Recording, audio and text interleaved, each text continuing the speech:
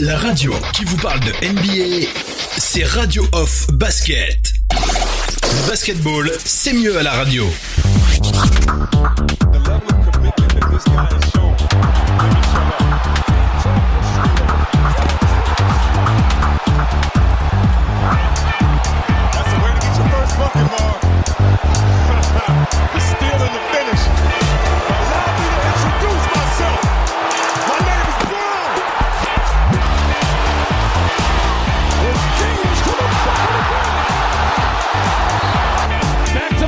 Going back and forth here, up and down. LeBron to the rim, another one!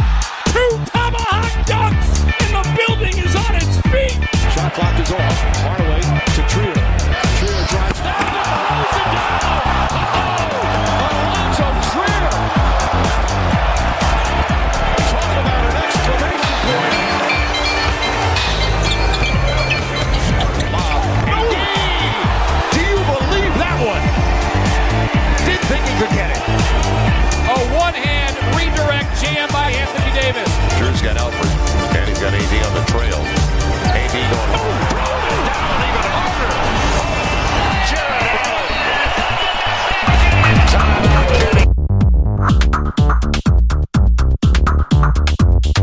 Bienvenue les amis, bienvenue sur le parquet de la radio.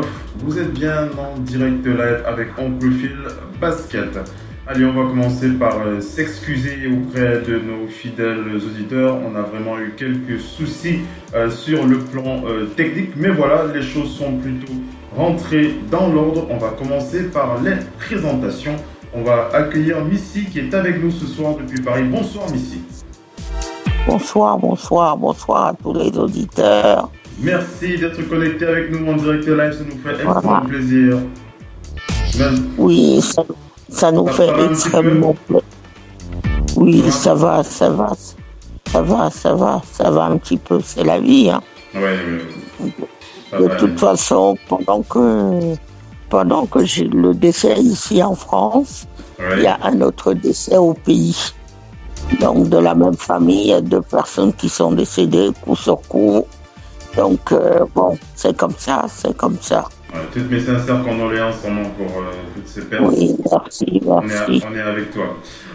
Oui. Est-ce qu'on enchaînant avec les présentations, vu qu'on avait pris un petit peu de retard, on va attaquer avec le Doc NP depuis Angers qui est avec nous. Bonsoir le Doc NP. Oui, bonsoir. Bonsoir à tout le monde. Comment va le Doc en ce dimanche? Ouais, dimanche calme, fatigant, mais fin de semaine, on se repose. Hein. On se repose, on en a besoin. Eh oui, les amis. Allez, on enchaîne avec la suite du talk show. Vous le savez, nous sommes dans les playoffs. Donc, on va faire le point sur les matchs qui se sont disputés en direct live il y a encore quelques heures avec les résultats du second tour des playoffs. Restez bien connectés. À tout de suite, on vous balance une petite pub.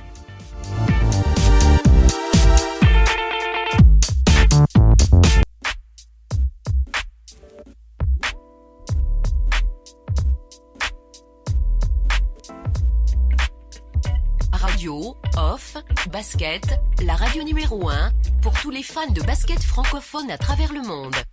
Participez en direct avec votre compte Skype. Pour cela, contactez le compte Skype Radio Off en un seul mot. Réagissez sur Twitter avec le hashtag Radio Off Basket. Saisissez votre commentaire sur notre page Facebook. Contactez-nous par mail à l'adresse info@radiooff.net. Envoyez-nous un SMS au numéro de téléphone 0044 740 570 45 65. Une seule adresse internet www.radiooff.net. Vous êtes bien sur Radio Off Basket, la radio qui vous parle de NBA, la radio qui vous écoute. Basketball, c'est mieux à la radio. La radio qui vous parle de NBA, c'est Radio Off Basket. Le basketball, c'est mieux à la radio.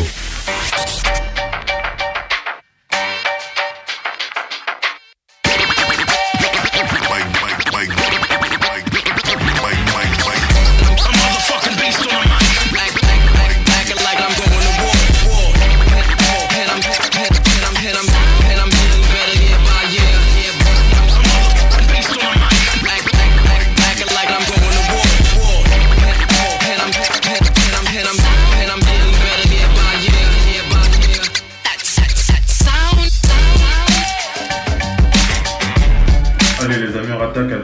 suite de ce talk show. Nous sommes dans FM NBA spécial Playoff. Allez, on va commencer par faire le point donc sur les matchs qui se sont joués tout à l'heure. On rappelle que les Celtics ont donc battu les Bucks de Milwaukee sur un score de 112 à 90 et nous avons aussi les Rockets qui ont perdu face aux Warriors sur un score de 104 à 100. On reviendra bien entendu aussi sur le match de la veille avec le premier match qui a opposé les Sixers aux Raptors avec, on rappelle, une belle victoire des Raptors dans ce Game 1. Alors commençons par faire le point sur ce qui est le plus actuel.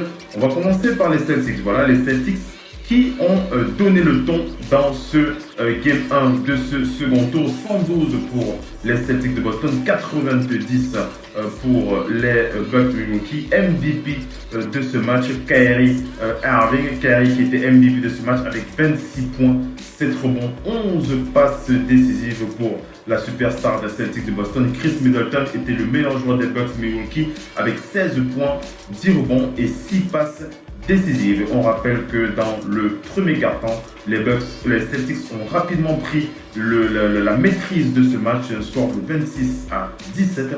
Puis les Bucks sont revenus au score 33 à 26 avant que les Celtics rééquilibrent une fois les choses 36 à 21 pour totalement dominer,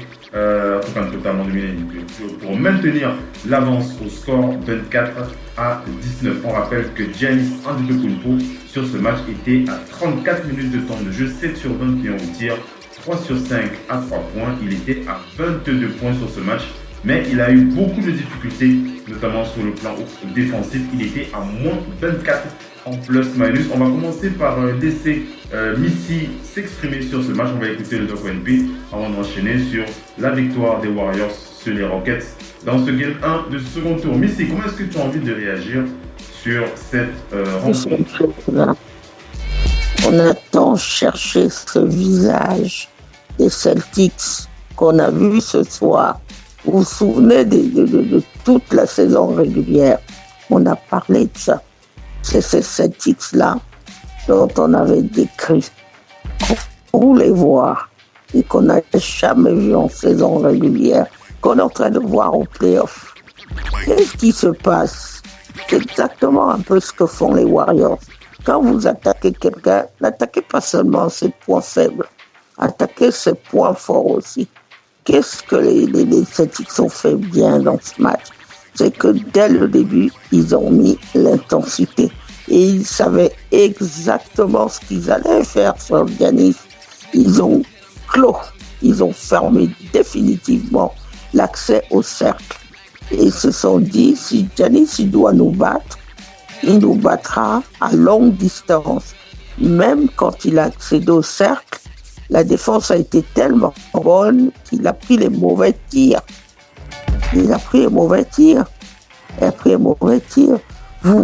Vous ne devez jamais permettre à un attaquant comme Giannis de prendre les tirs sur vous, de prendre des tirs faciles sur vous. Maintenant, ce n'est pas un mauvais. Giannis 7 sur 21 ce soir. Il était vraiment maladroit. En tout cas, les Celtics, comme tu l'as dit, ils ont vraiment bien défendu sur lui. Faut le dire. Oui, il n'a pas été maladroit tout seul. C'est des tirs qu'il rentre. Mais quand vous êtes en mode, on va parler de ça, des saisons régulières, il y a beaucoup plus d'espace, vous jouez. L'enjeu n'est pas du tout là. Mais le problème, c'est quand viennent les playoffs, les gens doivent vous cadenasser. Nous avions dit que les playoffs sont le juge de paix. Giannis, il va falloir qu'il s'ajuste, tout comme Joel Embiid, tout comme James Harden. James Harden, pareil, il a scoré 35 points. C'est très trompeur. Les meilleurs joueurs sont ceux qui, comme Siakam, dans le premier match, vous postérisent et y vont. Il faut attaquer votre adversaire et le mettre en difficulté. Parce que Kevin Durant, quand il est sur un vis-à-vis, il vous met en difficulté et il met le tir sur votre tête. C'est comme ça que ça marche.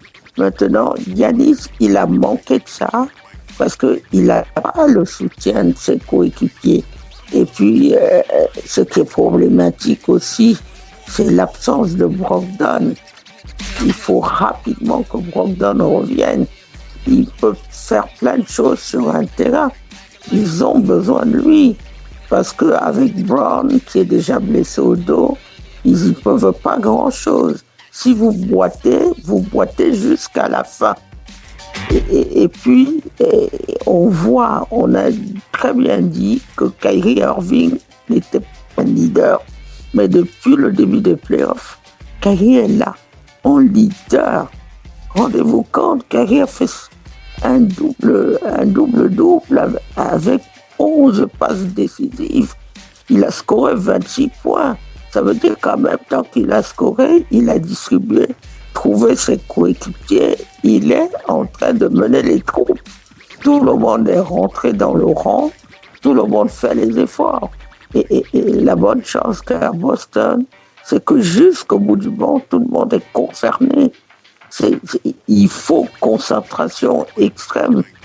Et dans cette défaite de Bucks, vas-y, conclue, après on va faire réagir le Doc. Je conclue juste, dans cette défaite des Bucks, ils ont manqué de discipline face à de très bons Celtics. Ils auraient dû faire un peu plus d'efforts pour étirer la défense des Celtics, chose qu'ils n'ont pas fait. Les Celtics ont pris énormément de tirs sur un fauteuil. Voilà. Donc j'ai envie qu'on pointe aussi j'ai envie. Je pense que tu as pu le remarquer, Al Horford, un énorme joueur, un énorme intérieur, un énorme pivot qui a encore démontré toute sa vista sur le terrain. Il a été impressionnant des deux côtés du terrain. On va surtout le féliciter pour l'énorme défense qu'il a eu sur Giannis Antetokounmpo. Missy en a parlé. Giannis qui a vécu un véritable calvaire, hormis une série de 9 points en début de dernier quart. On rappelle que Giannis a raté quasiment tout ce qu'il a tenté. La faute à une très bonne défense de Al Horford et aussi de Aaron Baines les deux se sont vraiment mis, ils ont vraiment réalisé un bon teamwork, on va dire ça comme ça, pour stopper le grec. On rappelle que Giannis était à 7 sur 21 au tir malgré ses 22 points. Il était à moins 24 en plus-minus, une très très mauvaise note pour Giannis, qui n'a pas du tout impacté comme il en a l'habitude. Missy a parlé de Kyrie, 26 points, 11 passes ici pour Kyrie. Jaylen Brown, 19 points. Gordon Hayward, 13 points. Les Celtics ont chuté à 54% et les Bucks ont été limités à 35%. 13 sur 39 à 3 points. Chris Middleton avait démarré fort, mais ensuite il s'est fait discret avec 16 points, 5 sur 12 au tir, 10 rebonds et 6 passes. Tandis que Nikola Mirotic a rajouté 13 points, 5 sur 9 sur ce match. Donc, Andy, comment tu as envie de réagir? Oui, Phil, comme je me suis répété toute la saison, et je vais me répéter encore, j'ai toujours dit, Boston, c'est une équipe de playoff. C'est une équipe fondée, quand on voit comment cette équipe est construite, comment elle joue un jeu de playoff. Et les playoffs ont commencé.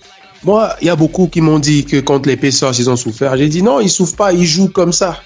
Ils jouent comme ça. Ils ne savent pas tuer le match comme le flashy. Ils sont pas flashy. Ils font pas du highlight tout le temps. C'est une bande de mecs sérieux et durs au mal. Ils sont durs au mal. C'est l'année dernière, ils sont arrivés en finale jusqu'en 7e game. Comme ça, chaque match, ils ont battu les Sixers l'année dernière, 3 matchs dans le money time, dont un dans les prolongations. C'est pas, même s'ils gagnent 4-1, il y a eu des matchs que dans les money time. Ce sont des mecs qui savent serrer, faire le dos rond, rester concentrés dans les moments clés, et au final, ils plient le match avec ça. C'est toujours comme ça. Maintenant, les voilà dans leur jardin, c'est les playoffs. Regardez aujourd'hui, il y a un truc que je veux faire remarquer aux gens. Gordon Hayward a joué 29 minutes. Gordon Hayward, le blessé qui toute la saison, on était dans le doute pour lui. Il a joué presque 29 minutes. C'est-à-dire que, et je pense que dès la 2e minute, il est rentré sur le terrain. Il était peut-être pas dans le 5, mais dès la 2e minute, il est rentré faire le boulot. C'est Aaron Baines, 100 mètres de points, qui l'année dernière, si vous vous rappelez, si les Sixers ne passent pas, c'est que Aaron Baines et son corps de bûcheron empêchent Joel Embiid de s'exprimer. Et Baines plus Horford, c'est du méga lourd. Et c'est ce qui s'est passé pour Giannis, qui, moi je précise, Giannis, je lui en veux pas. Giannis, je lui en veux pas plus que ça. Parce que malgré sa souffrance, il fait ses 22,9 rebonds. Mais alors, Phil, ils savent que quand un fait, le reste ne fait pas. Bledsoe, 6 points. Brook Lopez, 3 points. Les Bucks n'ont jamais gagné de match quand Bledsoe met moins de 10, et encore si Bledsoe et Brook Lopez, les deux mettent moins de 10. Ça ne peut pas arriver. Et eux, ils l'ont su. Boston, ils l'ont su. Ils ont dit non seulement pas faire souffrir l'autre, mais le duel extérieur et empêcher ceux qui flambent d'habitude, Bledsoe, Middleton et Brook Lopez, de s'exprimer. Giannis a 22 points. Personne d'autre dans l'équipe n'a plus de 16 points. Middleton, c'est le maximum, 16. Le reste, 13, 5, 9, 3, 6, 3, 9, ça n'a pas de sens. Ce ne sont pas les Bucks, ça. C'est pas les Bucks. C'est pas dans leur ADN. Sauf que Boston leur a imposé un match de playoff, Phil. Qu'est-ce qu'on disait dans l'épopée des playoffs ici? Beaucoup de fois dans le passé, tu maintiens ton adversaire à moins de 100 points, tu as plus de chances de le battre. Ça ne peut pas mentir. Boston les a... Milwaukee, c'est une équipe qui met 115, 120 points. C'est une machine à points. Et ils ont dit non, vous n'allez pas marquer. Quitte à ce qu'on joue un match à 24 secondes, chaque fois des possessions longues et dures. Ils leur ont imposé ça. Résultat, moins de 95 points. 90 points précisément. Donc, Giannis, je ne peux pas lui en vouloir, il va répondre. Mais Giannis a quand même une raquette très forte. Vous avez vu qu'Horford est en mode playoff et Horford est dur au mal. Lui, il est toujours présent dans ce... Quand il ne met pas de points, sa défense, elle est remarquée. Mais aujourd'hui, il a fait les deux. Mais le reste, c'est quand même dur. Et chapeau à Kyrie Irving qui, lui, connaît ça. Kyrie Irving attendait ses playoffs qu'il a manqué l'année dernière. On l'a dit, s'il était là l'année dernière, ces mecs sont peut-être champions ou au moins vice-champions. S'il était là l'année dernière, c'était tout différent. Les gens ont dit non, ils étaient mieux sans lui. Non, ils n'étaient pas mieux sans lui. Ils étaient premiers avec lui. Ils ont fini deuxième quand il s'est blessé, mais ils étaient premiers de cette ligue avec lui. Donc, il est en train de le démontrer. Non seulement il marque, mais il distribue. Il laisse les autres s'exprimer. Donc, ça va être très compliqué, Phil. Moi, je dis, les Bucks vont réagir parce que je crois en eux aussi. Les Bucks ont une belle machine. Je crois que cette série peut nous offrir au moins 6, voire 7, qui sait. Mais ils ont déjà la pression parce que je peux vous garantir, moi, tel que je vois cette physionomie et tel que je connais Boston, Kyrie Irving va leur dire: gagnons ce deuxième match et je vous assure que la série est finie. Je me pose la question. C'est vrai que les Celtics ont engagé, ils ont vraiment activé le rouleau compresseur sur le plan défensif. Ça c'est clair et net. Mais est-ce que le head coach des Bucks pour le Game 2 ne va pas aussi essayer de voir comment il pourrait activer aussi ce rouleau compresseur, en tout cas au niveau défensif? Est-ce qu'ils ne peuvent pas leur rendre l'appareil, on va dire ça comme sur le Game 2? Tu as totalement raison et c'est là que je voulais, même comme par hasard en venir, c'est une équipe qui a été limitée à moins de 100. Les Bucks doivent réagir et dire, écoutez, parce que Phil, aujourd'hui les Bucks ont voulu partir dans le côté flamboyant habituel, comme ils ont joué contre Détroit ou en fin de saison régulière où ils veulent artiller. Sauf qu'ils ont eu en face d'eux une équipe qui a dit non, nous on n'est pas là pour la flamme, on va vous jouer des 24 secondes, on va jouer solide et ils vont devoir faire pareil. Le pire, c'est qu'à la base, Boston n'est pas une équipe, sauf contre eux, des gens qui font beaucoup d'erreurs, n'est pas une équipe qui score beaucoup. Ils en ont mis quelques gros scores cette année, mais Boston, leur score, c'est du 105, entre 100 et 110 maximum. Voire très souvent, quand ils sont capables de dire on va tous marquer moins de 100 points, mais on va vous battre dans les 2 dernières minutes. Sauf que là, les Bucks, s'ils les laissent marquer plus de 105 points, ça va être compliqué. Donc, je pense, comme tu dis, Phil, les Bucks vont devoir se dire, avant d'attaquer, défendons. Avant d'attaquer, que Kyrie fasse son show peut-être, mais c'est impossible que le reste de l'équipe le suive. Qu'il fasse peut-être son show, parce que J'ai parfois l'impression, après Missy, le doc, Missy, vous allez réagir.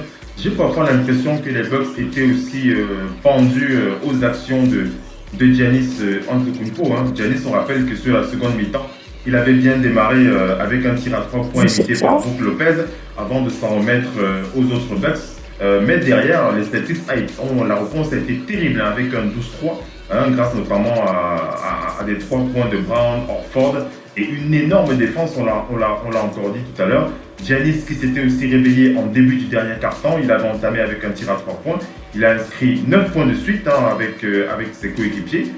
Mais par la suite, même si ça avait un peu réveillé le public, ils se sont vite calmés puisque le duo Horford-Irving était quasi intenable sur cette fin de match. Le doc, tu conclus et Missy qui va réagir. Vas-y. Vas-y, le doc. Phil, il y a un truc qui ne ment pas. Giannis a certes pris 21 tirs. Ils s'en sont remis à lui. Mais Middleton en prend 12. Donc il en prend suffisamment. Peut-être qu'il en prend parfois légèrement plus. Mais Brook Lopez n'en prend que 5. Bledsoe que 5. Bledsoe prend 5 tirs dans un match. Sterling Brown prend même plus que Bledsoe. Il en prend 7. George, il en prend 8. Pat Connaughton prend 10 tirs. Et il fait un 2 sur 10. Mirotic prend 9 tirs. Il a un bon pourcentage à 5 sur 9. Il a souvent, on prend 9. Donc, on a même des remplaçants qui ont pris pas mal de tirs. Ils ont été, pour certains, maladroits. Certains ont fait leur part du taf. Mais que Brook Lopez et Bledsoe, à eux deux, n'ont pris que 10 tirs. Ils n'en ont pris que 10. Tu me diras, peut-être c'est la défense des autres qui ont fait ça. Là, ça peut s'expliquer. Mais de l'autre côté, regarde l'efficacité. Ça, c'est ce qu'on appelle vraiment l'efficacité. Kyrie Irving prend 21 tirs comme Giannis. Mais Jalen en prend 14. Horford en prend 16. Après le reste là, bon, même Gordon Hayward en prend 8 et Terry Rozier 8. Déjà, eux, ils ont pris leur chance. Ils ont pris, je ne parle pas de pourcentage, je dis à un moment donné, prendre ses responsabilités et dire, il faut que je score pour que mon équipe marque. C'est ce qu'on disait l'autre fois, la semaine dernière ici. Quelqu'un qui tire et qui s'arrête de tirer, il crée le vrai doute en lui. Un tireur, un marqueur a besoin de tirer même s'il rate, de tenter sa chance. Nous, on dit ça parce qu'on est des fans et on aime critiquer ceux qui ratent. Mais sur le terrain, de tout temps, les scoreurs, leur mot d'ordre, c'est score. Continue à tenter. Si tu t'arrêtes, là, tu vas douter. Donc, je ne sais pas pourquoi ils ont pris si peu de shoot. Est-ce qu'ils étaient bien défendus?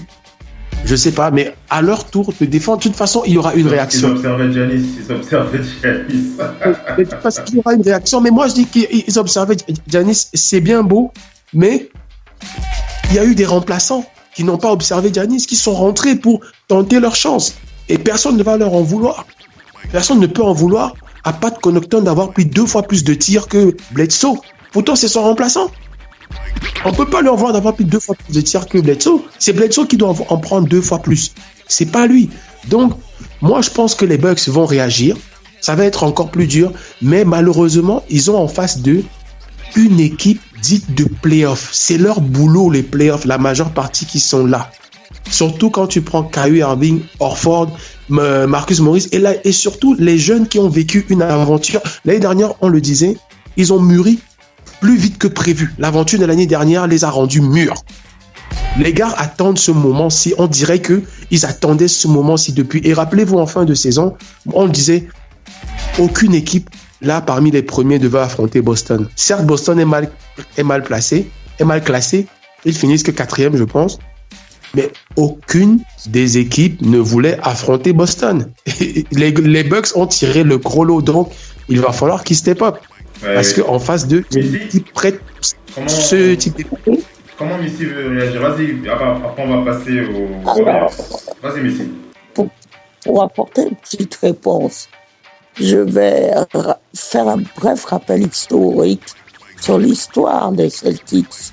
Et d'ailleurs, pour parler de ça, un gros RIP, Restis, à John Havlicek, l'un des meilleurs Celtics qui est décédé. Il a 8 bagues. Pourquoi je parle de lui? Il a joué au temps de Bill Russell. Depuis que la franchise des Celtics a été créée, elle fonctionne toujours sur le même mode. Ça veut dire que les Celtics n'ont jamais entrevu de reposer leur sort sur l'homme providentiel.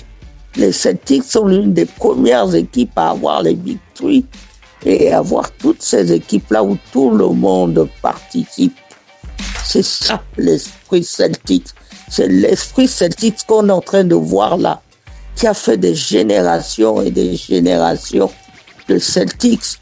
Même quand Larry Bird dit Michael Jordan score 63 points. Larry Bird, on a dit, on a vu le dieu.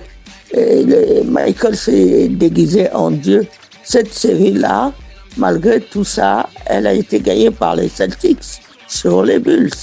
Ça veut maintenant dire que les Celtics ont ceci de bien qu'ils disent aux coéquipiers, fais des efforts pour moi, je ferai des efforts pour toi. Ce qui est problématique là pour les Bucks, c'est que même les gens qui vont sortir du banc, comme les Marcus Morris, ils vont être là. Ces gens-là, les lames des Celtics, il faut aller se battre sur chaque possession. Et puis, ce qui a été très mauvais, vous voyez Brook Lopez. Brook Lopez est devenu une machine scoreuse à 3 points. Qu'est-ce qu'il faisait Brook Lopez quand il était à Brooklyn et tout ça? Mais il postait les gens. À un moment donné, attaquer le cercle et poster les gens. C'est ce qu'ont très bien fait les Warriors ce soir. Steph Curry, il n'est pas en capacité de prendre un tir à 3 points. Il fait s'il harcèle de cercle. Tant que vous scorez, si vous avez 2 points d'avance et que vous scorez 3 points même, vous aurez toujours de l'avance sur votre adversaire. C'est une belle passe que tu m'as fait. Oui.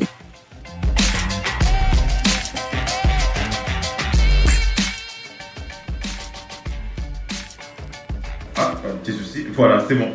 C'est bon, petit souci avec mon micro. Donc voilà, je disais donc on va enchaîner avec le match qui a donc opposé les Warriors aux Rockets de Houston. Game 1 de ce second tour des playoffs remporté donc par les Warriors de Golden State, excusez-moi, 104-100 avec MVP du game Kevin Durant, 35 points, 5 rebonds, 3 passes décisives pour celui qui est considéré comme le Thanos de ces playoffs. Face à lui, c'était James Harden, 35 points, 4 rebonds et 6 passes décisives. On rappelle que sur ce game 1, Kevin Durant, je l'ai dit, c'était lui l'homme du match.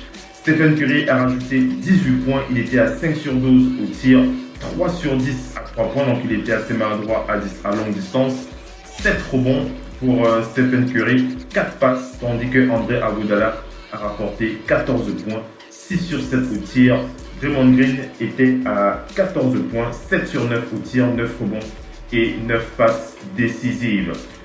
Klay Thompson, incertain jusqu'au dernier moment, a signé 13 points, 5 sur 13 au tir. Les Warriors ont shooté à 50%, mais ils se sont compliqué la tâche en perdant quand même 20 ballons, alors qu'en face, les Rockets ont rentré seulement 41% de leurs tirs avec 14 sur 47. 14 sur 47 à 3 points, c'était une très très mauvaise soirée pour les Rockets de Houston. James Harden a marqué 35 points, mais il était à 9 sur 28, dont un 4 sur 16 à 3 points. C'était catastrophique la soirée à 3 points cette nuit. 6 passes décisives et 4 ballons perdus pour le capitaine des Rockets de Houston. Eric Gordon a fait le job avec 27 points, 10 sur 19 au tir, alors que Chris Paul a rajouté 17 points, 5 sur 9 au tir, donc 3 sur 6 à 3 points, donc c'était le plus adroit. On rappelle qu'il a été expulsé en fin de rencontre. Clint Capela a été transparent lui pendant ce match, il était simplement à 4 points. On rappelle que les Warriors ont joué sous l'impulsion d'un énorme Draymond Green qui était quasiment déchaîné, à l'image des 2 coast-to-coast qu'il a donné aux Warriors afin de donner les commandes à cette équipe. Et on rappelle que les Warriors ont profité d'une bonne maladresse extérieure des Rockets et avec les 8 points de Green, les Warriors menaient 16-9. Mais on rappelle que les Warriors ont multiplié beaucoup de ballons perdus au moins 8 en moins de 8 minutes. Et James Harden a réussi à mettre enfin ses paniers dedans. Et il a débloqué le compteur à 3 points des siens après 9 tirs ratés. Donc le début de match était assez compliqué pour cette équipe. Puis par la suite, les choses ont essayé de se rééquilibrer. Mais il faut dire les choses telles qu'elles sont. Les Rockets ont été très très très maladroits sur cette rencontre, notamment grâce à la défense des Warriors qui eux aussi c'était pas la fête au niveau du tir, mais les Warriors ont fait le taf. Ils ont fait le taf. On dit que, comme le Dr. NP et Missy le disent souvent, il ne faut jamais sous-estimer le cœur d'un champion. On va commencer par Missy qui m'a fait une belle passe là-dessus. Missy, comment est-ce que tu réagis sur les Warriors? Vas-y.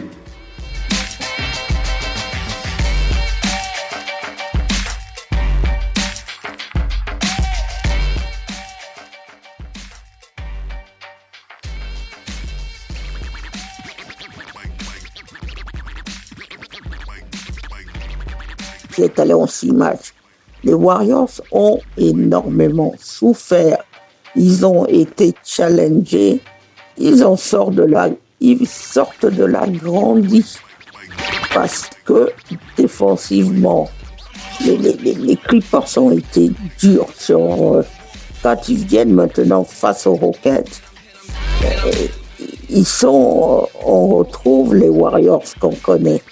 On retrouve cette équipe de Warriors qui n'a aucun doute. C'est une question de doute. Et puis, c'est une question que, comme on l'a dit, les playoffs sont le juge de paix. Quand vous avez un joueur comme Kevin Durant, vous savez, quand il est arrivé et tout ça, on a dit peut-être ça va pas bien se passer, peut-être il gagnera même pas les titres. Si aujourd'hui, les Warriors sont 3 titres, 2 titres de plus, c'est grâce à Kevin Durant. S'ils vont aller au bout, c'est grâce à Kevin Durant. Et le Kevin Durant là qu'on voit, il est intouchable. C'est là quand on parle des Embiid, qu'on parle de Giannis Antetokounmpo, c'est là où il devrait être. Mais Kevin Durant, lui, il est là. Il n'est pas là depuis maintenant. Il est là depuis des années. C'est quelqu'un qui ne doute pas, c'est quelqu'un qui est fiable. Il est même encore plus fiable que Steph Curry. Ça, on peut le dire. Quand vous le voyez sur un terrain, vous avez vu les fédéraux qu'il a pris sur une jambe en déséquilibre arrière. Ne tentez pas un tir comme ça ne tombe pas dedans. Et puis, Kevin Durant, il vit pour être dans ces moments, dans cette position, pour prendre le dernier tir. Et c'est pas depuis là qu'il prend les derniers tirs. Il prend les derniers tirs depuis qu'il a 4 ans, ce gamin. Depuis qu'il joue en one-on-one, en play-off. C'est l'un des meilleurs joueurs sur le poste là, un contre un. Son vis-à-vis. Et d'ailleurs, il y a une anecdote. On a demandé à Beverly et à Lou Williams. Ils ont dit, on a vraiment tout tenté sur lui. Les journalistes ont dit, mais vous avez déjà joué au basket, mais essayez de le contenir.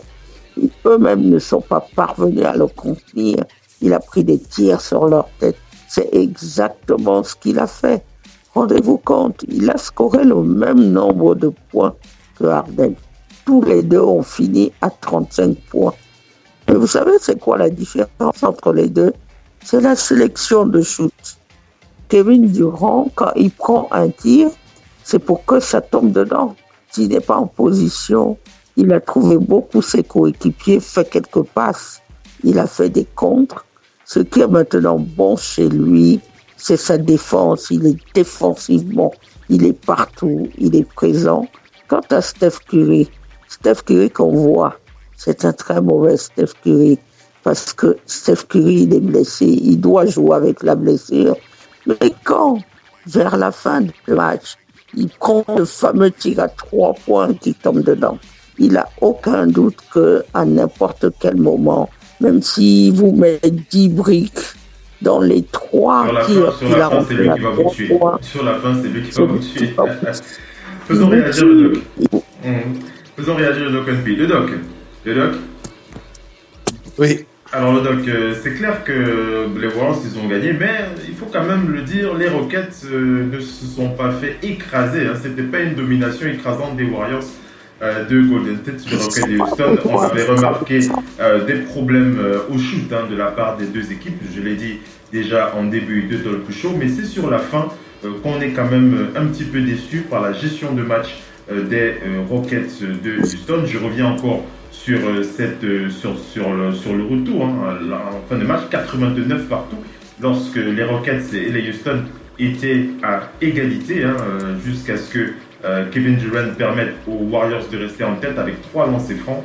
Puis le match s'est emballé en transition après une bonne défense de Stephen Curry.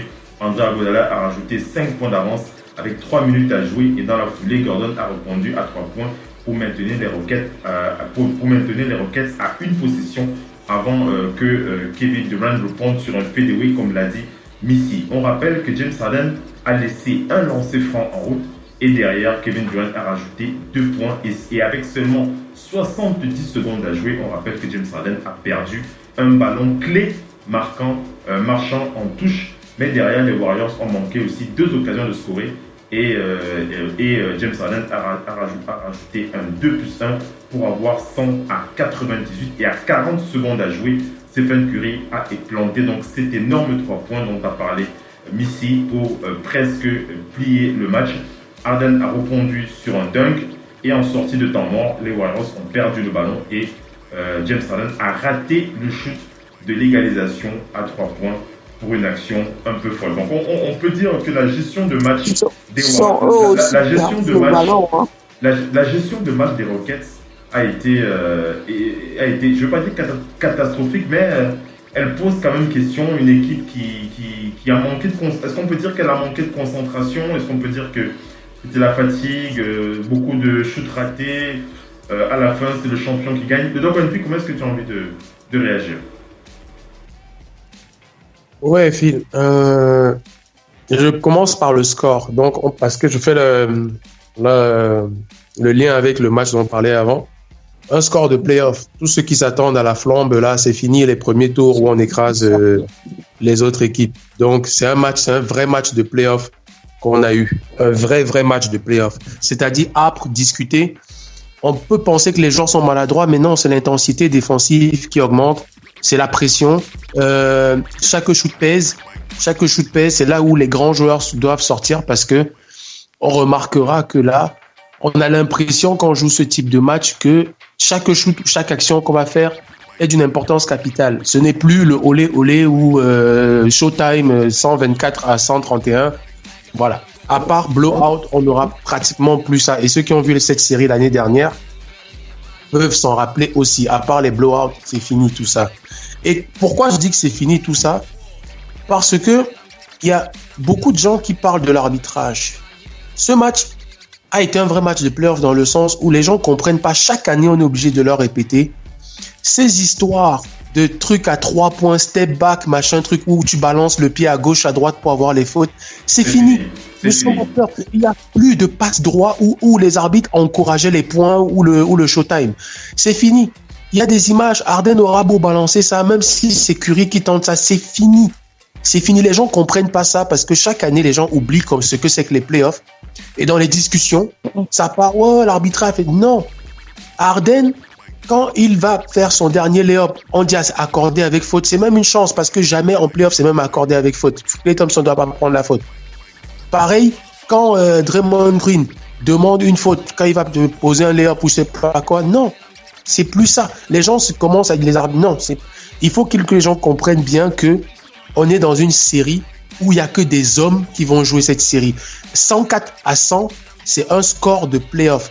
Après, on peut expliquer ça plus ou moins. Chacun pourra dire pourquoi.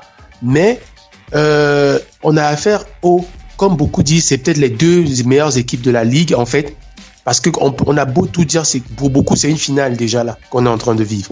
On s'est attendu en finale de conférence. À part Boston qu'on voit sérieux comme ces équipes depuis 2 ans, c'est difficile de faire mieux que ces 2 rosters. Donc maintenant, dans le contenu, Phil, dans le contenu même du match, le banc des Rockets met 17 points.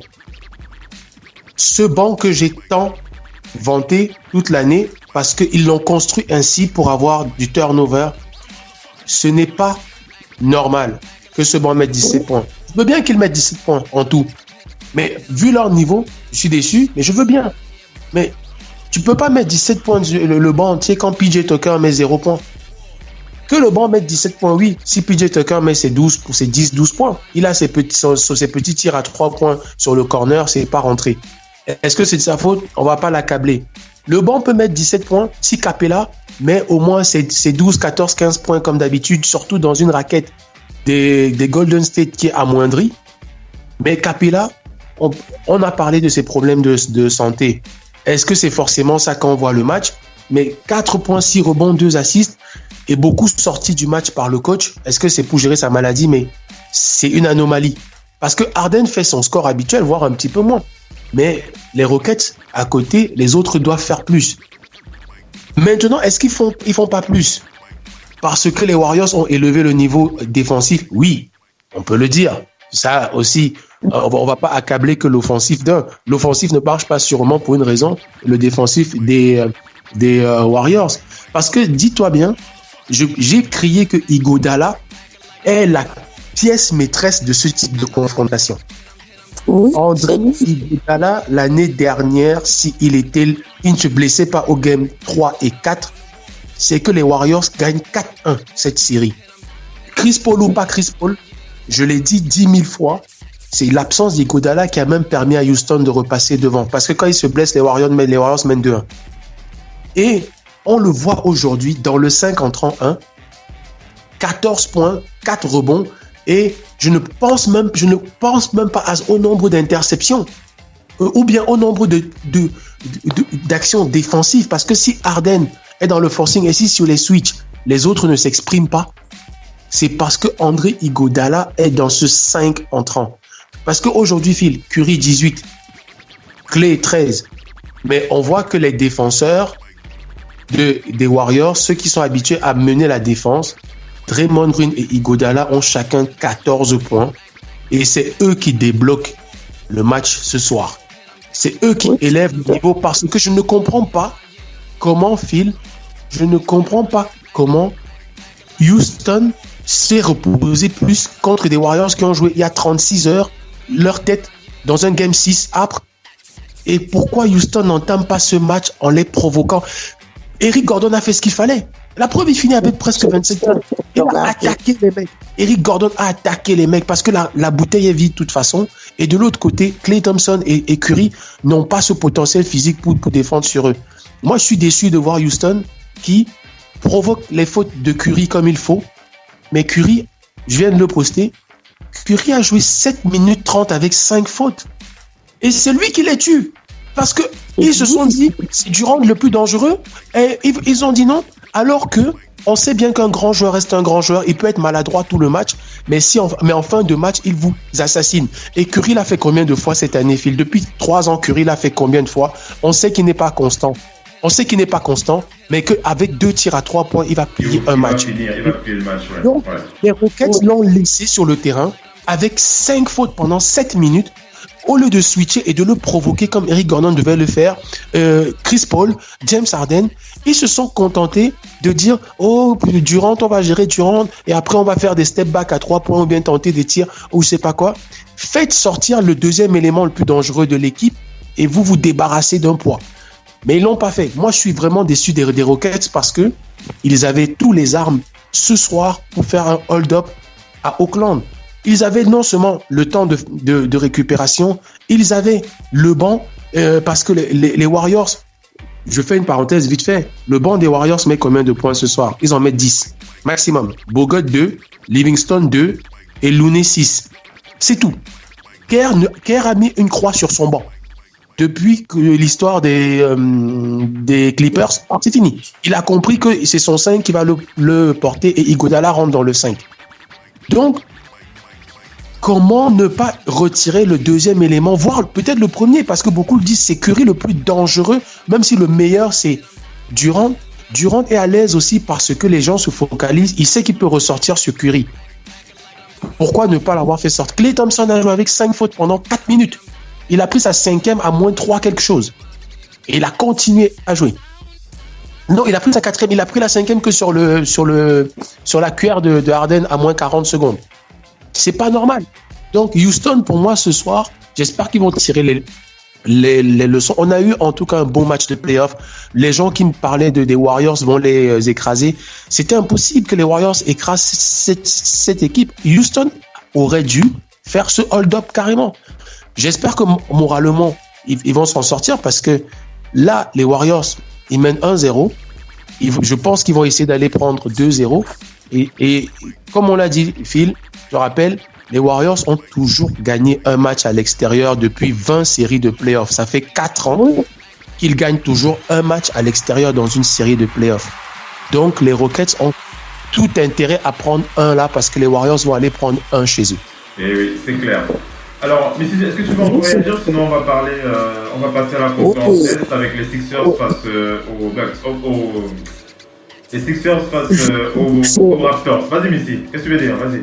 C'est une chose, comme l'a dit Simon. Steve York, d'ailleurs, j'ai commencé là, pendant qu'on avait le souci là, à écouter sa conférence de presse. Et il a raconté cette petite anecdote où il a regardé Steph Curry, il a dit, ta maman, elle est où? Elle est par là.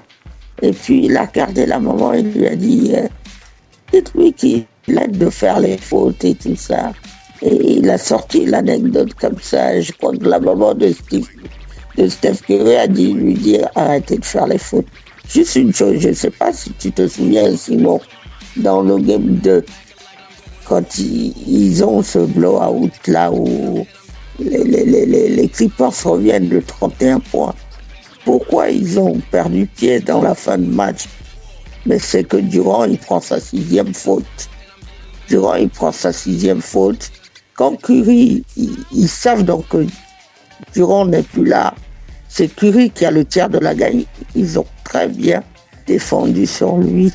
Il va falloir qu'ils fassent sortir les Warriors de leur confort. Ce n'est pas possible que Steph Curry sur une jambe, Klay Thompson sur une jambe, soient restés dans ce match aussi longtemps avec leur nombre de fautes. Steph Curry, ils auraient dû lui faire prendre sa 6e faute. Ça veut dire que cette équipe-là, d'ailleurs, ils sont partis se mettre à Oakland, du moins là-bas en Californie, là où ils étaient là. Donc, sur le terrain des Warriors, sans même que la série ne soit terminée. Ils ont donc déduit rapidement qu'ils joueraient les Warriors. Mais je ne sais pas s'ils auront regardé les matchs qui restaient et je ne sais pas comment ils se sont préparés. Cette équipe-là, elle a le même problème. C'est une question d'intensité. Ils ne mettent pas l'intensité tous ensemble.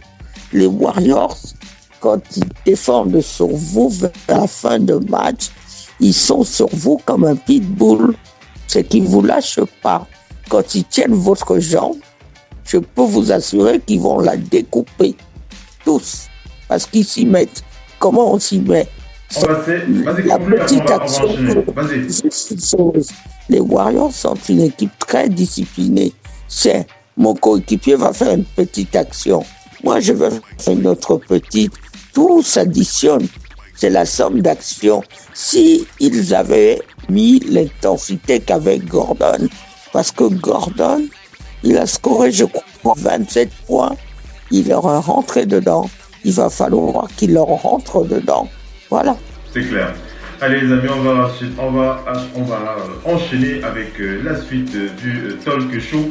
On espère donc que pour le deuxième match de ce second tour, on attend des Rockets le réveil. On attend vraiment un réveil des Rockets de Houston, une meilleure concentration, une meilleure défense, mais surtout une meilleure gestion de fin de match. Et du côté des Bucks de Milwaukee, on espère, en tout cas le Doc P en a parlé, moi aussi, Missy aussi, on espère qu'ils vont pouvoir apporter une réponse décisive, notamment sur l'aspect défensif. Il faut que les Bucks réalisent vraiment qu'ils jouent des matchs de play-off. Donc voilà, il ne faut pas simplement qu'il se concentre sur l'attaque. Voilà, il faut qu'il défende, il faut qu'il regarde leurs adversaires les yeux dans les yeux.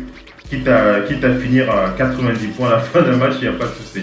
Allez les amis, on va enchaîner avec la suite. Donc on va passer au match qui a opposé les Sixers aux Raptors. C'était le Game 1 du Round 2. On rappelle que les Raptors avaient battu les Sixers sur ce Game 2. On va faire le point sur ce match historique. En tout cas, c'est un match historique, surtout pour l'Afrique. Puisqu'on rappelle que je crois que c'est la première fois que deux Africains ou deux Camerounais, en tout cas deux Camerounais, se rencontrent pour une demi-finale de play-off, de conférence. En tout cas, c'est extraordinaire.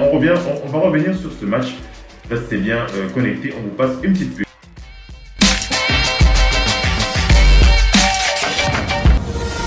La radio qui vous parle de NBA, c'est Radio Off Basket. Le basketball, c'est mieux à la radio.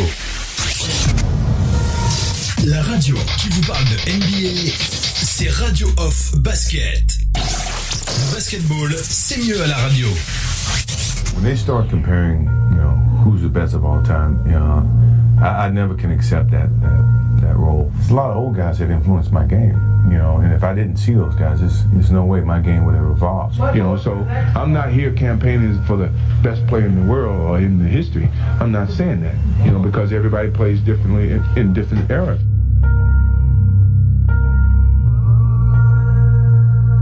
Coming on this level is a brand new start for me, and I have to start from the bottom and work my way up. I came into the league thinking I was the last on the totem pole. I know it's going to be a lot of talking and crowd expectations are going to be out of this world, but I have to go out and play my natural game, and that's what got me up to this point, and I can't change now just for the crowd. I don't worry about the fans and their eyes on me.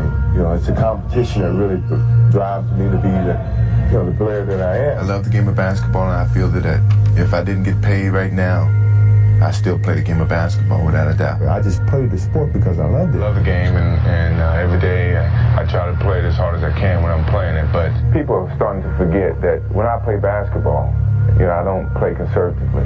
I play all out. I feel that I'm the leader of the ball club. So I can't say that I'm going to try to play and conserve 28 minutes so that by the end of the season, I'm going to be more rested. I'm all out. Now we can go head to head. Sure. And see who really is MVP. I'm the ultimate competitor. Yeah, I add that to the challenge that that I'm presenting to myself. I would never say I was cutthroat. I was a competitor. Have you ever been afraid on the court ever? Against anybody? Never. Have you ever been intimidated by anybody? Never.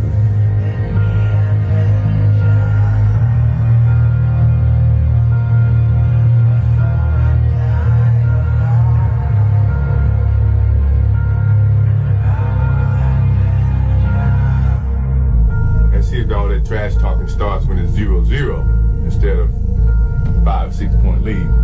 That's where it starts. I'm a competitor to a point where if you're my opponent, if I knock you down, I'm not picking you up. It's your opinion. It's their opinion. I accept that as their opinion. If you ask me, I would never say that I'm the greatest player. La radio qui vous parle de NBA, c'est Radio Off Basket.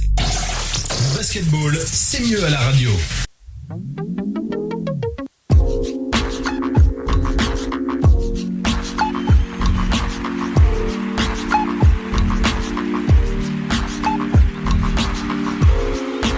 Allez les amis, on attaque avec la suite de ce talk show. Nous sommes dans la spéciale playoff avec Missy depuis Paris, le Doc NP depuis Angers. On fait le point maintenant sur le match 1 de ce second tour des playoffs du côté de la conférence Est, les Sixers face aux Raptors de Toronto. Alors au-delà, comme je l'ai dit en début d'émission, au-delà de ce match de playoff, ce second tour qu'on attendait impatiemment, et on le rappelle, c'était un match historique, cette première pour avoir deux Camerounais dans une demi-finale de conférence en NBA. C'était une première historique et on va commencer bien entendu par féliciter et rendre hommage une fois de plus par ces deux joueurs qui représentent le continent africain. Il s'agit bien entendu de Pascal Siakam, le natif de Douala, Joel Embiid, le natif de Yaoundé, du côté du Cameroun.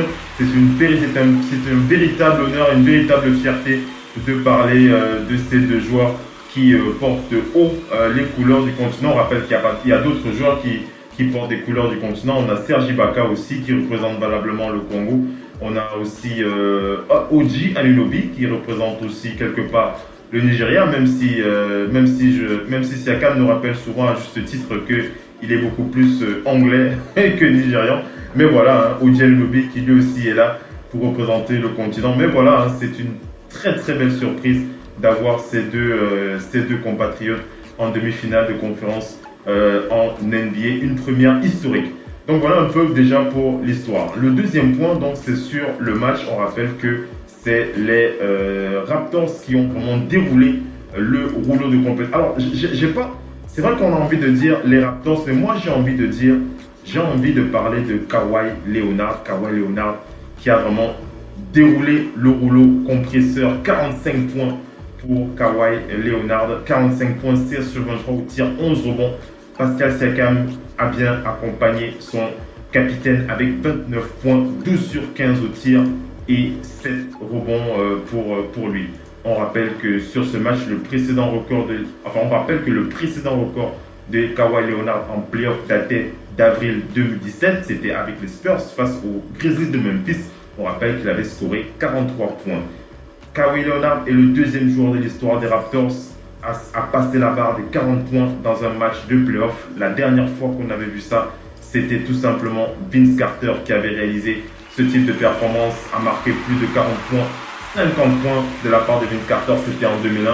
On rappelle que Kyle Lowry a lui aussi compilé 9 points, 8 passes, tandis que Toronto avait pris jusqu'à 20 points d'avance dans cette 5e victoire d'affilée en post-saison pour cette équipe. On rappelle que le bilan de l'équipe depuis le début de la saison, on rappelle que le bilan de ce match nous amène à préciser que on a envie, en tout cas moi j'ai envie de pointer un doigt sur Jimmy Butler. J'ai envie de pointer un doigt sur Jimmy Butler sur ce match. J'ai envie de pointer aussi un doigt sur Ben Simmons. Missy va aussi en parler tout à l'heure. Joel Embiid qui a terminé meilleur marqueur de son équipe malgré 16 ballons perdus quand même, 16 ballons perdus pour 22 points. Voilà, Joel Embiid qui a shooté à 5 sur 10 de tir, il était à 8 rebonds. Il a raté 9 de ses 13 tirs en première mi-temps.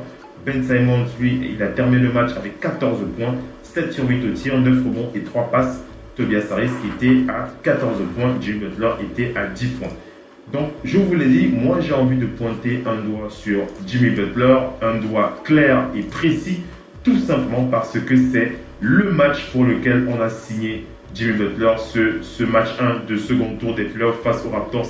C'est pour ce type de match qu'on avait envie de voir un grand Jimmy Butler et malheureusement, ça n'a pas été le cas. On peut encore, de mon point de vue, après Missy va s'exprimer, le Doc One, puis de mon point de vue, on peut encore, c'est vrai, critiquer le manque de maturité de Ben Simmons, mais Jimmy Butler a vraiment été très très décevant. J'attendais beaucoup plus de ce joueur. Missy va s'exprimer et le Doc One ensuite. Qu'est-ce que tu as envie de dire, Missy? Vas-y. Non, juste quand tu as donné toutes les statistiques de ce qui s'est passé, je veux juste que tu rajoutes une chose, et je vais d'ailleurs la rajouter. En première mi-temps, dans la première mi-temps, Siakam et Kawhi Leonard sont chacun à 20 points. Chacun à 20 points. En quoi? En près de 24 minutes. C'est pas possible.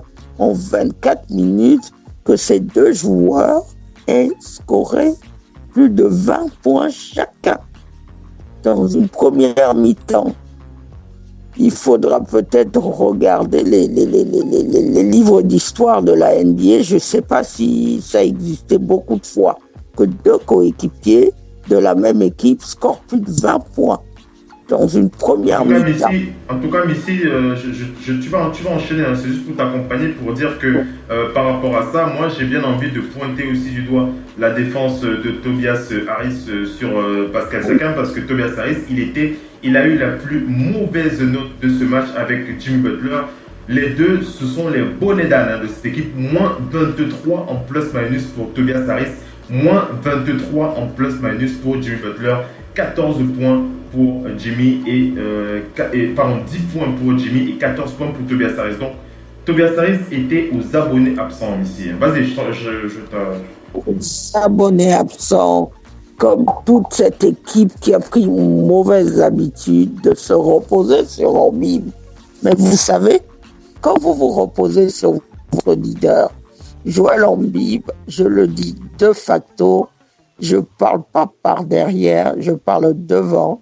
On l'a dit, Joel Embiid ne sera jamais à 100% dans ses playoffs. Et son problème, peut-être même, il a aggravé sa blessure en jouant autant dans la première série. La première série face à Brooklyn a laissé des traces. Et quand vous voyez Joel Embiid, tête basse, il a dit, il va procéder aux ajustements. Il va procéder aux ajustements. Mais ce n'est pas du tout bon pour lui qu'un Joel Embiid à 80% soit, il est même pas, il doit être à 70%, quelque chose comme ça, que ce soit votre joueur le plus diminué qui score autant pour vous. Les joueurs comme les Ben Simmons, ils sont grands, ils ont le physique. Maintenant, il faut bien le dire, Siakam est insaisissable. Et ça, pourquoi pas? Siakam fait comme fait les grands joueurs. Kawhi est là, Kevin Durant. Siakam fait comme Kevin Durant. Siakam, quand il est sur vous, il vous lâche pas. Il se débarrasse pas du ballon sur un coéquipier. Il fuit pas. Il vous poste. Et pour vous poster, ça lui demande beaucoup de travail. Je sais pas si tu vois. Oncle Phil, Simon Ahmad va même le compter. Vous voyez son jeu de jambes, son footwork. Vous voyez comment il poste les gens. Il poste les gens là actuellement de la même manière comme Kevin Durant peut poster les gens. Faisons un peu le doc NP. Le doc. Oui.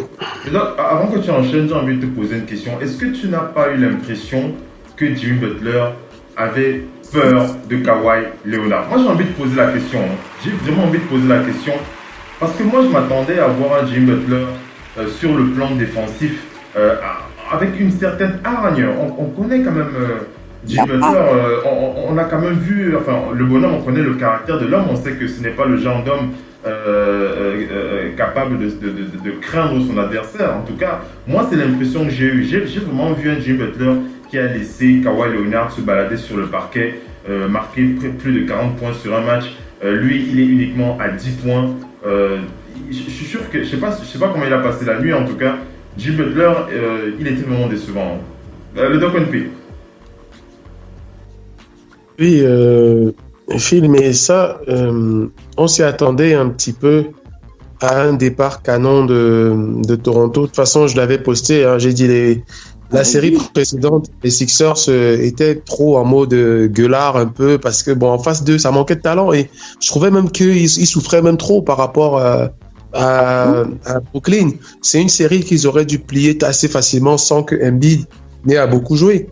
Mais quand tu voyais déjà, en tout cas, quand tu voyais ce que proposait Toronto sur le terrain, en impact et en rapidité, fallait s'y attendre au moins que Toronto à domicile démarre en trombe. Après, on me dira c'est le game 1, mais qu'est-ce qu'il faut tirer comme enseignement? Et on va quand même tirer des enseignements de ce game. Parce que, tu l'as dit, Tobias Harris quand même, même s'il fait un 6 sur 17 au tir, de mémoire, il prend 15 rebonds. 15 rebonds alors que son intérieur phare prend 8. Ils ont inversé les rôles, je ne sais pas comment ça s'est passé, mais il en prend 15. Il met certes que 14 points, mais il va essayer de se battre à ce rebond qui est très compliqué face à une raquette comme celle de Toronto. Ensuite, Ben Simmons, il fallait aussi qu'on s'y attende. Mais il s'en sort avec 14 points, 9 rebonds, que 3 assists. Mais tout ça peut se comprendre parce que Ben Simmons, sa seule force, c'est d'entrer. Soit il marque, soit il fait une passe dans sa pénétration. Mais dès qu'on l'empêche de pénétrer, il est réduit. Il a même déjà mis 14 points, tant mieux pour lui. Mais en face, ils ont quand même, comme je le disais l'autre fois, Phil, maintenant même il faut rajouter même Pascal, mais en tout cas dans le top 10 défenseurs NBA, Toronto en a 2. Dans le top 10, ils en ont des périmètres défendeurs, Kawhi Leonard et Danny Green.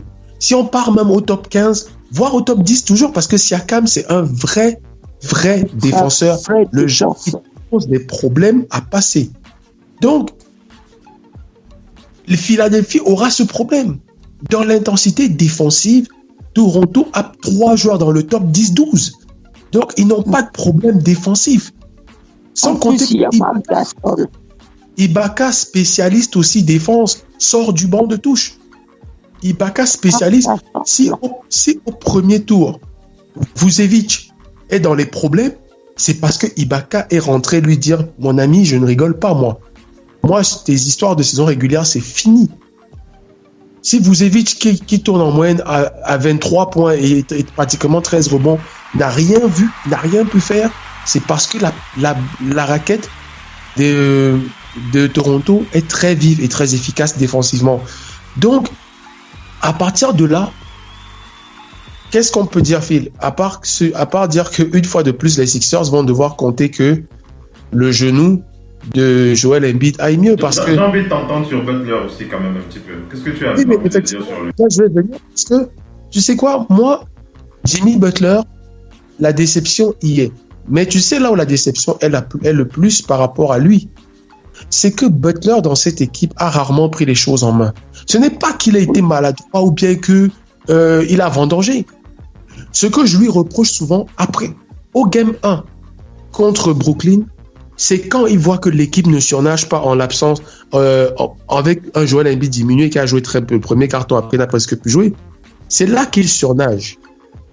Alors qu'il pourrait le faire au moins chaque jour à un minimum. Là, Jimmy Butler m'a l'air très passif. Il m'a l'air très passif. On sait faire 10 points, 3 rebonds, 5 assists en 37 minutes, s'il vous plaît. C'est pas bon. C'est pas bon. Mais moi, je lui reproche d'avoir pris seulement 12 tirs dans un tel match. Un tel match, il tourne à 33%. On peut le comprendre. En face, il y a des gros défenseurs. 33%, c'est même bien. Quand Steph Curry tourne à 33%, il est souvent dans 25 points. Il est très souvent dans ses 25 points, mais on ne voit pas qu'il est à 33%. Parce qu'il tire aussi à 3 points et ça baisse son pourcentage. Jimmy Butler, le pourcentage n'est pas mauvais. Mais 12 tirs seulement, je préfère encore qu'il tourne même à 20% et que le gars m'ait tenté au moins 22 tirs dans ce match. Mais je suis sûr que sur ces 22 tirs-là, Jimmy Butler finit ce match dans les 18 points. Et finir dans les 18 points, c'est déjà donner plus de chance à son équipe. Je ne vois pas pourquoi Jimmy Butler, dans un tel match, prend moins de tirs que JJ Redick, par exemple.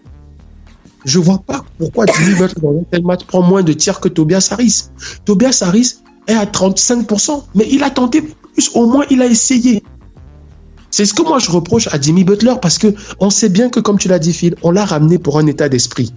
Lui, on l'a ramené pour l'état d'esprit de guerrier.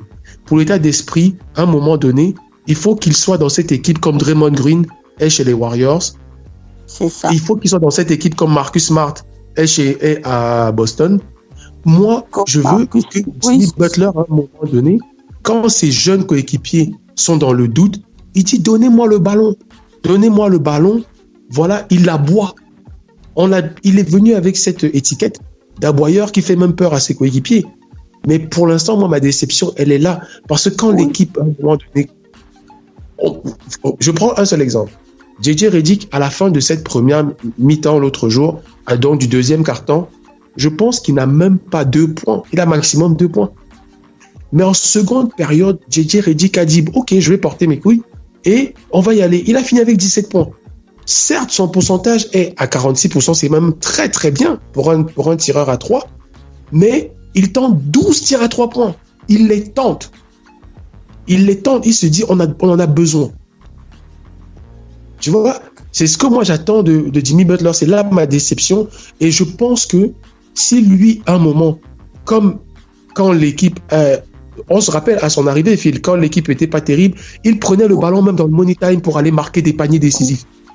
Il n'avait pas peur. On lui a dit, c'est l'équipe de Joel Embiid. Il a dit, et puis, moi, je suis venu ici pour vous aider. Si vous tremblez, donnez-moi le ballon. Moi, je ne tremble pas.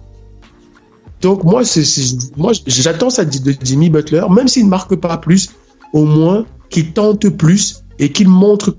De toute façon, moi, basketteur, si j'ai un joueur qui passe le temps à tenter sans peur, je prends exemple sur lui. Il me dit, hey, attaquons-les, provoquons. Je fais pareil. Donc, pour moi, je pense que lui, en faisant ça, il va montrer à ses jeunes coéquipiers la voie et dire, n'ayons pas peur. On est ce qu'on a. Moi, pour moi, les deux joueurs de cette équipe, mentalement, ceux qui vont leur amener quelque chose en two-way players, je l'ai toujours dit dès son arrivée, c'est Jimmy Butler et Joel Embiid.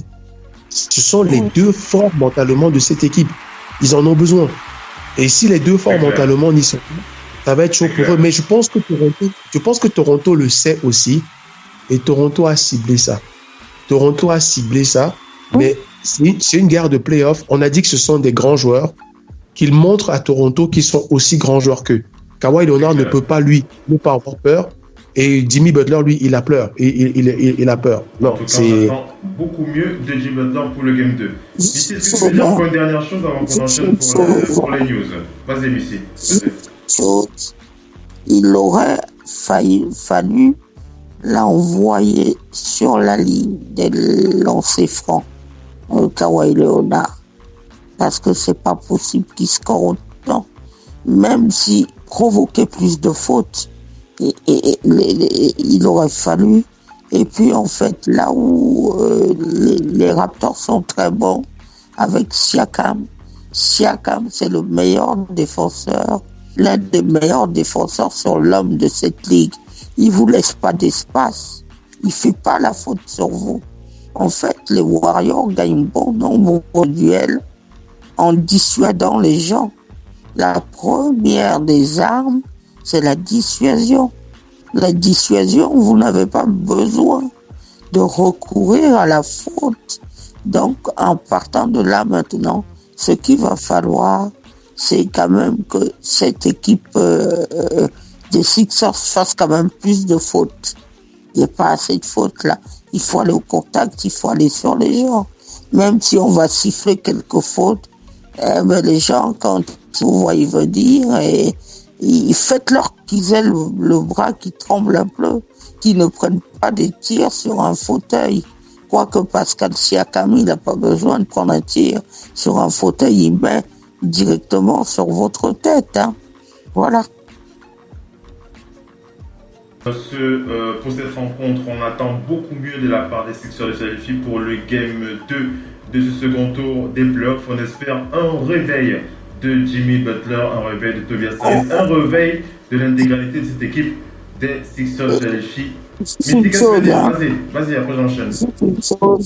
Joel Embiid était tête basse. Il a dit c'est les playoffs. Il ne peut pas se plaindre. Il va procéder aux ajustements. On peut compter sur lui pour qu'il procède aux ajustements. Allez les amis, on va passer aux news. Restez bien connectés, on vous passe une petite pub. À tout à l'heure.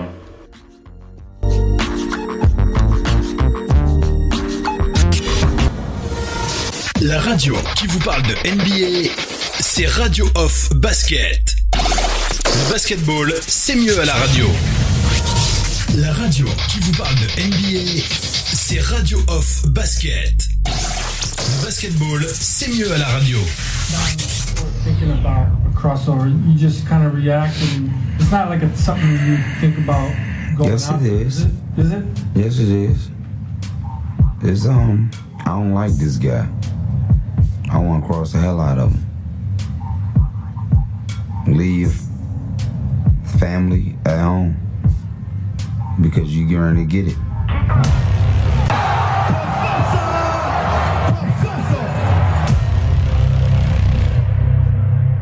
The crossover dribble. It's simple, but vicious. can make your knees buckle, ankles break. Any thought you had of stopping it? Gone. Consider this your education on the art of the crossover. See the prize and it's mine, ain't no option. I am the fire, you just tired, heat exhaustion. Yeah, what you fire, it's surprise, I'm the boss now. A crossover is the person being scared of your first step. Iverson breaks the ankles. That's what makes it so efficient. That's what makes it so vicious. Iguodala goes to the double crossover. That's what makes it so deadly. Crawford, the ball handling. It's something that's special. You're losing your defender, you're making him think you're going one way, you're going the opposite way. Oh, which way did he go? You're gonna embarrass him with something wicked. Oh, baby, see you later. Ain't no way you can keep up. But I think everyone has their own thing when it comes to the crossover. You know, it's all about being shifty, the head fakes, and, you know, raising the eyebrows. Kyrie Irving. Oh, he lost him. Kyrie Irving is definitely one of the most versatile ball handlers we've ever seen. Let's get it, gonna start show. Tell your king came to overthrow. Next thing you know, I'm at your throat. Didn't even see me coming, did you though? It has a lot to do with timing, footwork, being deceptive, ultimately just being quick. Superb ball from Jamal Crawford. Ain't no way you can keep up. Players in the NBA today who have nice crossovers. Chris Paul. Nice one. Kyrie Irving. Kyrie Irving, crossover in the lane. Steph Curry has a great crossover. Curry behind the back, an ankle breaker by Chris Paul. Curry just floored him with that move. Steph did the behind the back crossover, and he made the shot, so those guys had some good battles.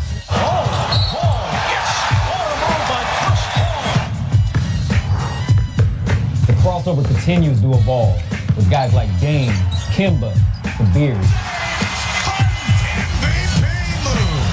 In and out, hard to the rack to the pullback. If you reach, you might become a meme. Oh, he stared at Wesley Johnson, and then he hits a three. Wow. What's going through your mind? I don't know. I was trying to figure out what he was doing. I don't know. Kemba Walker, definitely one of the most deceptive handles in the game. Hit you with a couple combos, leave his defender on the ground. You know, New York is the home of street ball. You know, growing up watching And One, a lot of us would go to the park sometimes by ourselves and practice moves like that. It's just us, New Yorkers. One of the most famous crossovers of all time is still being imitated today, the Sham God. Oh man, gosh, Sham God. You know, another New Yorker, you know, went to Providence. He definitely created one of the most deadliest moves out there. I feel humble. I feel flattered because, you know, I admire these players when I meet them and they're like, man, I used to watch you in high school, man. I used to love watching you play. As far as the Sham God, Chris Paul used to use it a lot. I would say Kyrie. Russell used it the most. I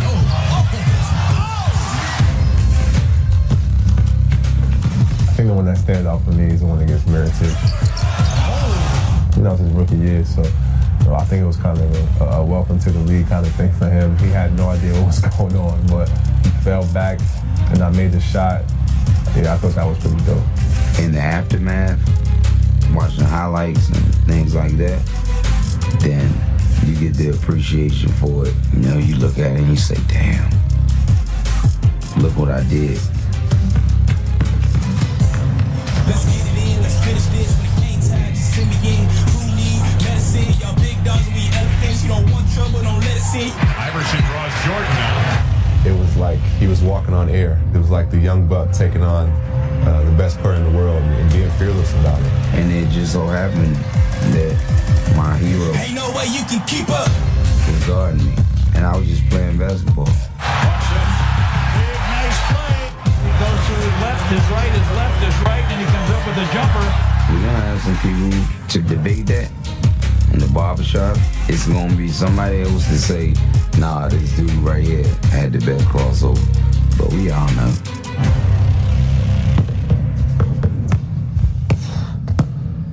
Thanks for the inspiration. La radio qui vous parle de NBA, c'est Radio Off Basket. Le basketball, c'est mieux à la radio.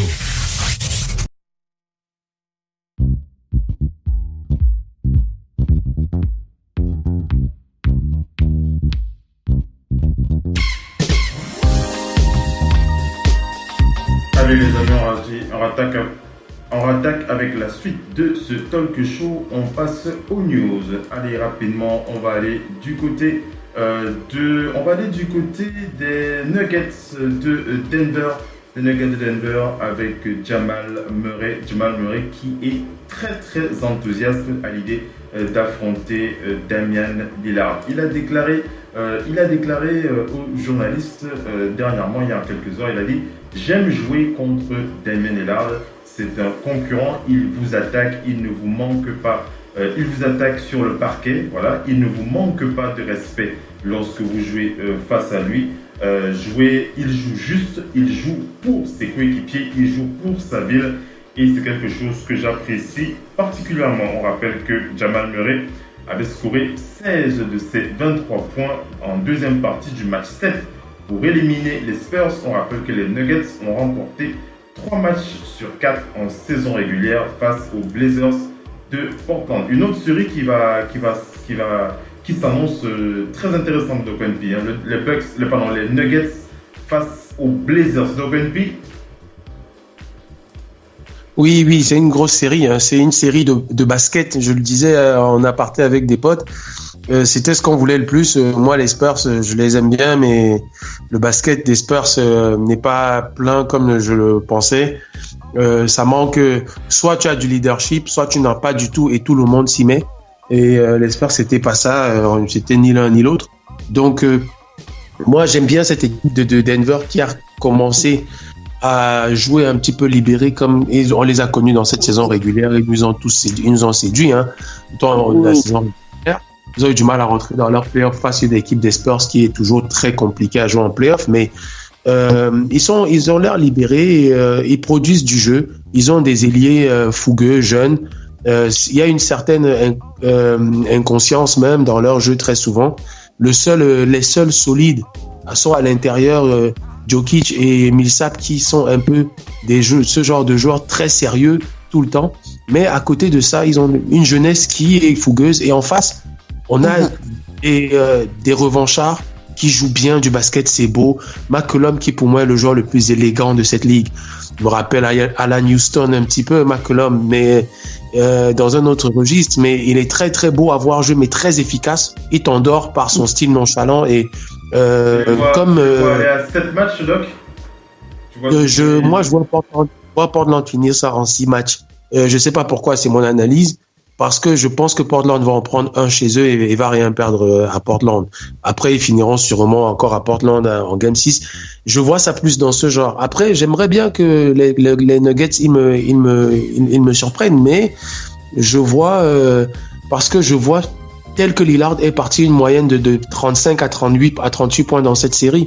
Parce que autant à OKC, on pouvait avoir des gens pour défendre sur lui, autant lui et McCollum à Denver, il n'y a personne pour défendre sur eux. Denver s'est toujours matérialisé en saison régulière en marquant beaucoup de points, mais en encaissant beaucoup. Il me rappelait un peu les Warriors. On a toujours dit que c'était le remède des Warriors parce qu'ils jouaient comme les Warriors de 2015, qui eux, ils encaissaient beaucoup, mais ils marquaient toujours 10 points de plus que vous. Il y avait des scores 135 à 125. C'était les scores des Warriors, ça, avant que défensivement, ils ne vissent un petit peu.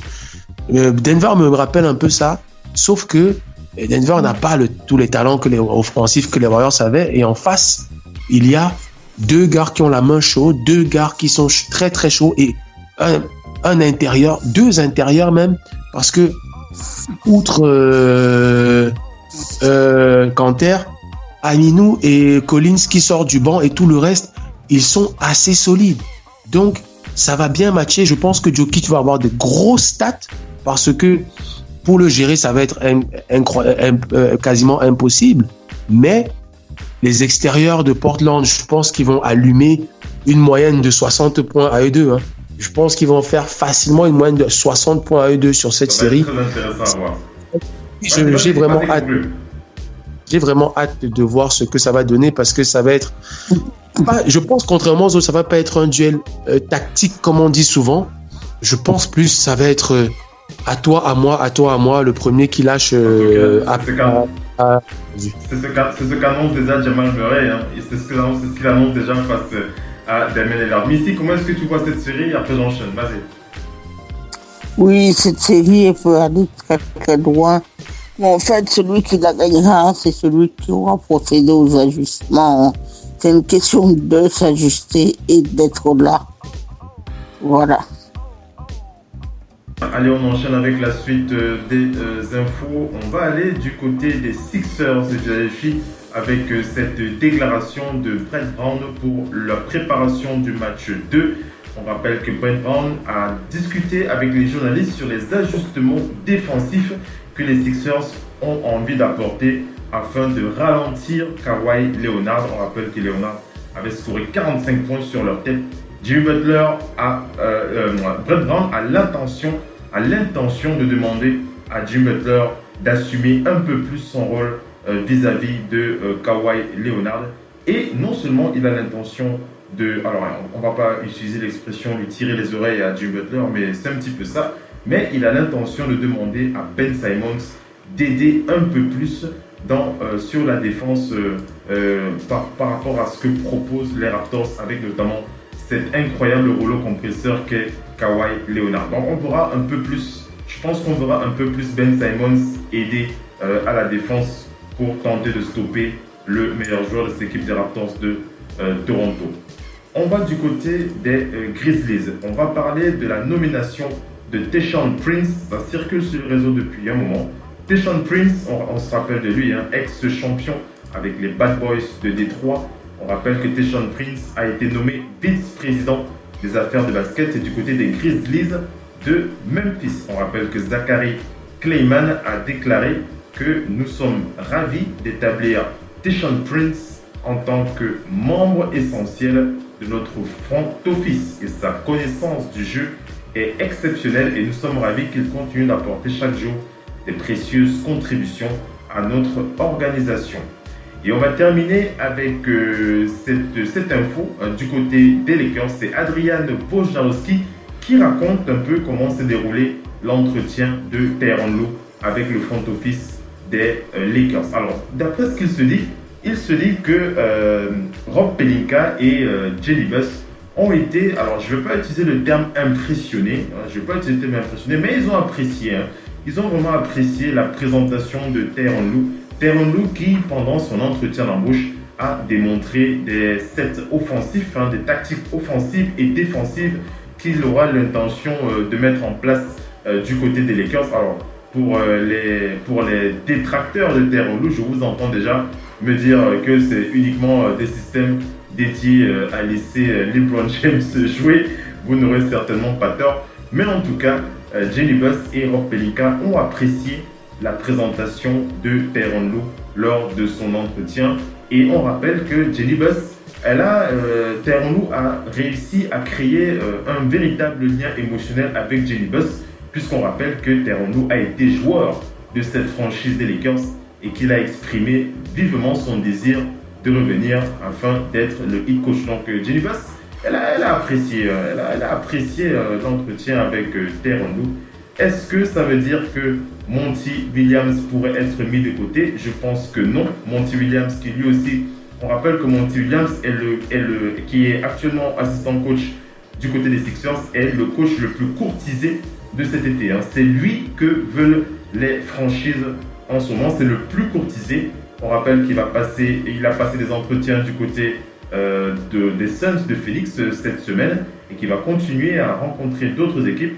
On ne sait toujours pas dans quelle équipe il sera assis, mais en tout cas, les Lakers, s'ils n'arrivent pas à signer Monty Williams, ils pourraient se tourner vers Tyronn Lue.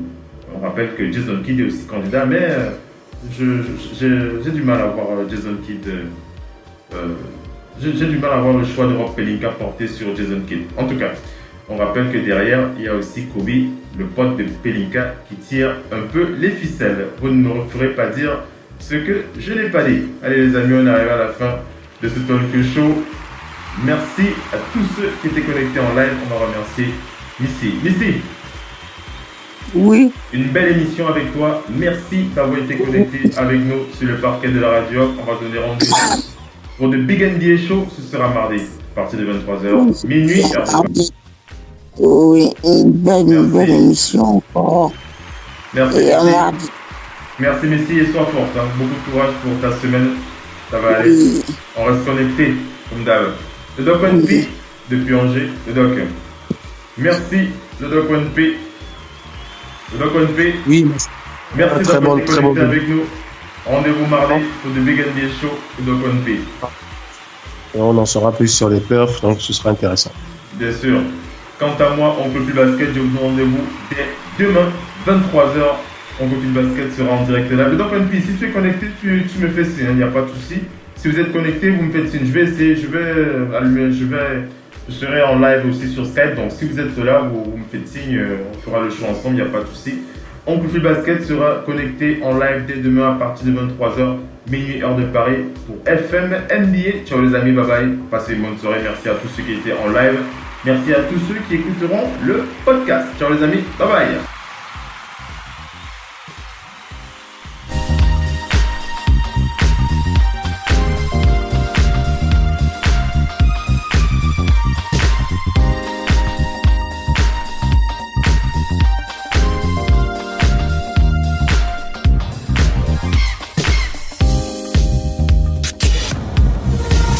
La radio qui vous parle de NBA, c'est Radio Off Basket. Le basketball, c'est mieux à la radio.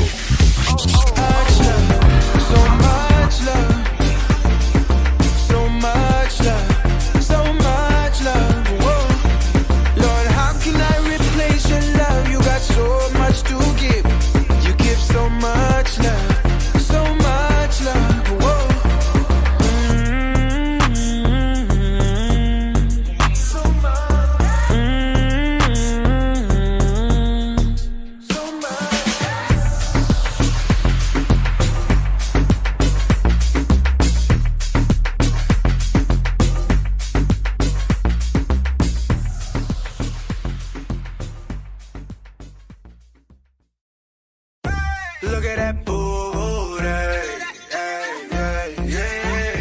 Look at that booty, hey, hey, yeah. Down south nigga on the west coast. Got a west coast bitch all on the floor of the boat. Said it ain't tricking if you got it, well I got it, nigga. Don't be getting mad cause my pocket's bigger. See a big booty, I'ma lose it. I just wanna get her in jacuzzi. Lay back, just chill while she do it. She had a leader, nigga. La radio qui vous parle de NBA, c'est Radio Off Basket. Le basketball, c'est mieux à la radio. Girl, that booty is a nuisance. Let me worship it, it's like a monument. Ay, put that booty in a movie. That ass is too legit. Look how she twerking there. I just wanna do it. I'm like one time, man. I just wanna hit it one time. I'm like, oh my, yeah. That booty bigger than a sunrise. Better pull up in a minute. Can I kick it for a minute? Girl, you know the business. I just really wanna feel it. I just really wanna feel it. Get all up in it. Look at that booty. Look at that booty. Girl, gon' toot it. Ay. Look at that booty. Girl, it got me acting foolish. Showing that clueless. Ay. Look at that booty. La radio qui vous parle de NBA, c'est Radio Off Basket. Le basketball, c'est mieux à la radio.